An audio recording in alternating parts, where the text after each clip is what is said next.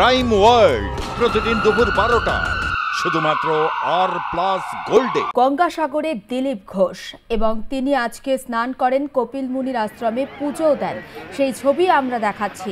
অসংখ্য পুণ্যার্থীদের সঙ্গে স্নান করলেন গঙ্গাসাগরে গিয়ে বিজেপি সাংসদ দিলীপ ঘোষ, সেই ছবি আমরা আপনাদের দেখাচ্ছি। কপিল মুনির আশ্রমে এরপর পুজোও দেন।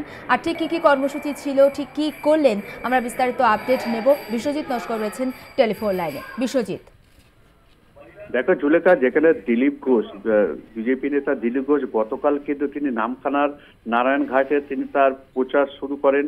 বিভিন্ন তার যে স্বচ্ছ ভারত অভিযানের তিনি প্রচার করেছিলেন, সেখান থেকে দেখো তিনি বেনুবন হয়ে সাগরের বেনুবন হয়ে তিনি কিন্তু গতকাল রাতেই এই সাগর কপিল মুনির কাছে তিনি সেখানে ছিলেন এবং আজ সকাল কনকনে ঠান্ডায় কিন্তু সেখানে স্নান করে এবং কপিল মুনি মন্দিরে পুজো দিলেন এবং তিনি সেটা তারপরে তিনি সাংবাদিকদের প্রশ্নের উত্তরে জানান যে তার এই স্বচ্ছ ভারত অভিযান ও সামনে যে অযোধ্যার যে রাম মন্দিরের যে উদ্বোধন আছে, যাতে মানুষজন বা তারা যেখানে যায় এবং খুব সেখানে যাতে ভালোভাবে তারা সেই রাম মন্দিরের উদ্বোধনটা তারা প্রত্যক্ষ করে সেটা দেখারও তাদেরকে আমন্ত্রণ করলেন এবং সকাল সকাল পুজো দিয়ে তিনি আজকের কপিল মুনির সেখানে পুজো দিয়ে তিনি সেখান থেকে আজকের কিছুক্ষণের মধ্যে সেখান থেকে বেরিয়ে আসবেন বলে এটা জানা গিয়েছে। বেশ, ধন্যবাদ বিশ্বজিৎ।